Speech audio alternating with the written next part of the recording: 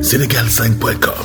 Sénégal5.com est un site d'information en temps réel du Sénégal et du reste du monde. 5 TV, la télévision digitale numérique, où vous aurez de la politique, people, sport, éducation, santé, culture, revues de presse et vos séries et émissions TV préférées. 5 TV Sénégal, c'est aussi les replays des meilleures émissions radio et TV. Application disponible sur Play Store. Contact rédaction sénégal5@gmail.com, téléphone 33 864 13 24. Nous sommes aussi sur Facebook, Twitter, Instagram.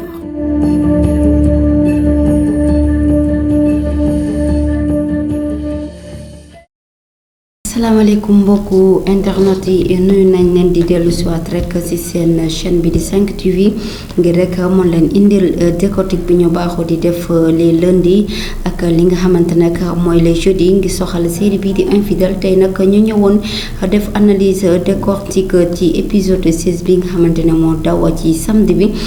séquence bu ñu njëkk a frappé bu ñu def analyse bokk na ci ki nga xamante ne mooy Mbayang donc elle est toute heureuse avec Bouba alors que Bouba mi nga xamante ne nekk koo xamante ne ku baax la Mbayang nag c'était pas son cas wala sax waru ko woon def ndax jigéen bu am jëkkër war na mel ni Mbayang en plus sa jëkkër ne la dafa feebar nga waroon toog à ses côtés vraiment jàppale ko dimbale ko en plus sa yaay tout le temps mu ñëw di la jox ay des choses yoo xamante ne moom ngay def pour sa jëkkër mun a wër waaye tey ji Mbayang dafa mel ni elle est tellement aveuglée par Bouba mi nga xamante ne amul benn yërmande ci jigéen waaye nag laata mu koy xam day fekk mu trop tard ndax dina ko utiliser dina ko exploiter ba pare sànni ko loolu luñ ciy jàngat rek mooy ak lépp loo mën a daj ci sëy rek bu la ko dara jaral nga topp keneen ndax amaana ki nga bàyyi ci kër ga du morom ki nga xam ne moom ngay fekk ci mbedd mi kon toujours rek série yi daf ñuy jàngal loo xamante ne rek daf ñuy yee ëllëg ñun ñi nga xamante ne ñoo ngi fi wàll ñi nga xamante ñu ngi seen biir sëy beneen séquence bi nga xamante ne moo ma gën a touché man personnellement je vois que ne vraiment diine religion que ça soit chrétien ak musulman dafa am rôle bu important boo xamante ne mu ngi koy joué ci wàllu mariage gis ngeen ne Rijal ñëw na ci pa bi ki nga xam ne mooy imaama laaj ko góor boo bëggee takk jabar yan fan ngay wekku pour mun a am jabar ju baax loolu nekk qualité yoo xamante ne suñu maamee bu njëkk dañ ko daan def avant que tu te maries da ngay seet ku jigéen ki xool jikkoom xool fi nga xamante ne foofu la bokk tamit waaye tamit ni ko imaam defee daanaka noonu la ko père bi nga xamante ne moom moo boole ki nga xam ne mooy Antoine ak Evelyne gis ngeen ko yëpp lu mu koy wax góor da nga koy déggal da ngay soumettre aussi comme jigéen ñi mu soumettre nag sa jabar du nekk taxul nga nekk jàmm mais couple dafa war a nekk dañu war a nekk ay complice àndandoo di xëccandoo di daanandoo c'est-à-dire nañ toll ci moment yoo xamante ne dina métti lool mais bu métti ba kenn ku ne baax parce que dañ ne da ngeen di ànd ca bu muy neex ak muy naqari dans le pur dans le meilleur et le pur loolu yëpp ñu dund ko kon nag lu ñu mën a wax rek imam wax na ko ki nga xamante ne mooy Rijal bu njëkk de góor tàmmoon na balaa ngaa takki jabar nga dem seeti say maam wala sax seeti sa mag wala sa papa toog waxtaan ak moom mu jox la ay conseils yoo xamante ne boo ko gisee su ku jigéen ki mën ngaa jàpp ne kii ku baax la waaye léegi nag li tax nag divorce yi bari aussi li tax problème couple yi am ma tout le temps c'est parce que seetlu bu njëkk boobu nga xamante ne suñu maam yi daañ ko doon def ñun defatuñ ko ñun dañuy xool jigéen ci taar dañuy xool jigéen ca melokaanam mais xoolatuñu jikko xoolatuñu aussi ndax nekk na koo xamante ne tey boo ko indee ca kër bu neexee bu méttee day toog ci kër ga kon nag lu ñu mën a jàngal mu nekk chrétien ak musulman yëpp daanaka lépp la ñuy wax góor yéen boo leen sëy le mariage est sacré du loo xamante ne dañ koy fowee kon nag buñ ciy dugg nañ ko engagé duggal ci yoo xamante ne bu ëllëgee duñ ko rëccu kon mu nekk jàngat boo xamante ne vraiment imam bi wane na ko wax na ko kii di Rijal waaye tamit kii di père bi daal na ko wax ñaan ñi nga xamante mooy Evelyne ak kii di Antoine te war a célébrer seen mariage d'ici peu de temps ñu gis nag ki nga xamante ne mooy beneen séquence bi nekk Bintu nekk mag ci ki nga xam ne mooy Abdou nekk jëkkër ci Mbayang donte sax xamagul li xew waaye dafa mel ni daf koy sentir ndax tey bu gisoon Mbayang mi nekk ki nga xamante ne mooy Bouba yaakaar naa ne loolu dootuñ ko waxati mu nekk loo xamante ne tamit nag nit di nga nekk fenn xamoo nag la nga fay jëriñ ak ñi la entouré lu ñuy sant ci yow tey jii boo Mbayang bu gisoon tey ak ni ko ki nga xamante ne mooy yow Bint ni mu ko defaroon tax mu gën a jàpp jëkkëram ndax jëkkëram bëggul kenn ku dul moom donte sax seetuñu ci wàllum ethnique beeg war ñu xool ñu ci li nga xam ne mooy race bi mais dañ ko bëgg te yàlla tax mais nag tey jii kii di Mbayang mi ngi bëgg yàq sëyam parce que bés boo Bintu pare pour may ko Abdou dina takk kii te su boobaa feebar bi dina jóge ci moom te su boobaa dina am sëy bu neex dina am doom te boobaa Mbayang day nekk dans le moment yoo xamante ni difficile. beneen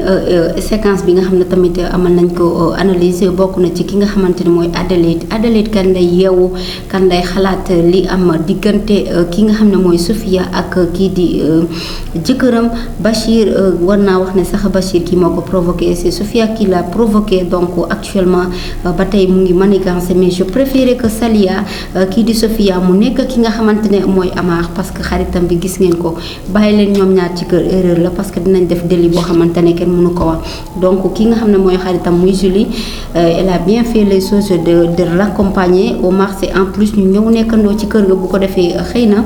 kii di Bachir dina rus wala sa Sofia def yenn yi mais Adelaide kan lay réagir kon nag mu ngi nekk toujours nag loo xamante ne daf ñuy dal da ngay nekk ak nit ki am ci moom confiance totale parce que kii di Adelaide actuellement dafa am confiance ci Bachir yaakaar ne Bachir dafa jàppee rakam comme rakam en fait mais alors que au fond ñoom ñaar ñu ngi def loo xam ne day ji bés bu bal bi tàkkee tey Adelaide fan la koy waxee Sofia nag moo waroon a nekk ki nga xamante ne mooy étiré parce que moom moo bokk ak ku jigéen ki ndey ak baay gis magam ni mu ko féetoo ak fu mu ko teg kon nag waroon na rus ngir def lii waaye nag nit kuy def di bañ day fekk ngay xalaat ku dul xalaat da ngay def mais bu ëllëgee da ngay rëccu kon nag toujours lu ñuy def rek nañuy xalaat ak nit ñi nu ñu def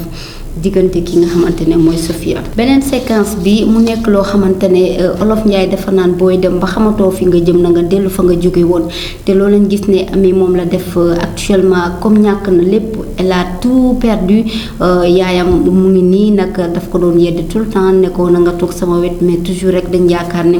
sa yaay bu lay fàtte yow da ngay mel ni ku dof wala da ngay ñàkk lu perdre lu bari jamono ji Ami jaratul dara parce que elle a perdu Buuba sànni na ko elle a perdu aussi ki nga xamante ne moom la jàppoon ne daf koy takk parce que ku découvrir na ko xam ne lépp lu mu doon def moo tax àdduna rek luñ ci mën a jàngal lu nekk rek nañ ko teg ci yoon tey ba jot dara gënu ko mais boo yàkkamtee rek yàqule kon nag ñun jeune fille suñu yaay nañu toog seen wet di ko déglu seen i conseil bu ñu yemloo fii nañ fa yem mais nag bu ñu weddee seen i kàddu rek dem def leneen bu boobaa dañuy dem am lu ñu naqari dellu si waat parce que tey jii Ami bés bu yaayam xamee réellement lu mu doon def tey jii kon nag mun na ko ba àdduna ba àllaaxira kon nag lu ñuy def rek mooy toujours nañuy fàttaliku ne xam ne àdduna amul solo bu la dara jaral nga jaay li nga xam ne mooy sa ngor ndax bu métti rek da ngay dellu fa nga jóge woon ndax Ami tey jii la mu doon bañ bu njëkk defaat na ko parce que amatul pexe amatul kenn ku muy àndal te yaay kenn la ak lu métti doomam moom mooy nekk ci wetam kon nag Ami mi ngi noonu exemple la ci ñun xale jigéen ñu xoolaat suñu bopp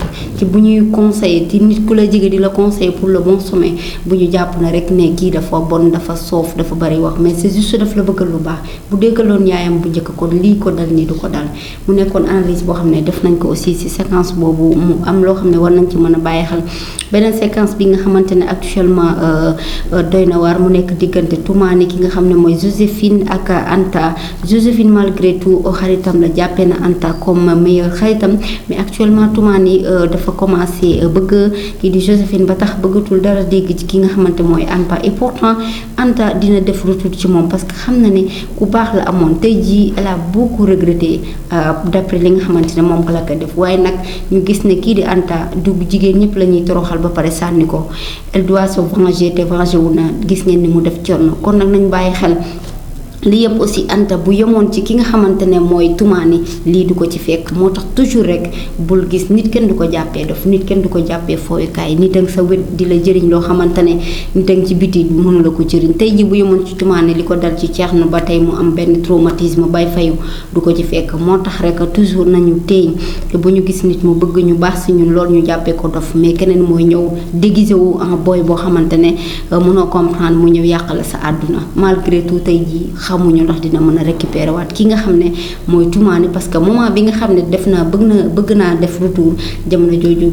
Toumani jël na décision pour nekkat ki nga xam ne mooy xaritam muy Joséphine mu nekkoon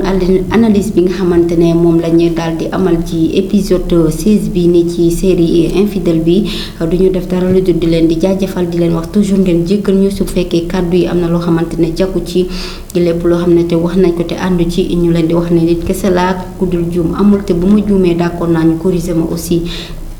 ma bu ngeen bàyyi seen commentaire seen j'aime daal di abonné suñu chaîne bi di 5 TV ngeen saa su ne ngeen di am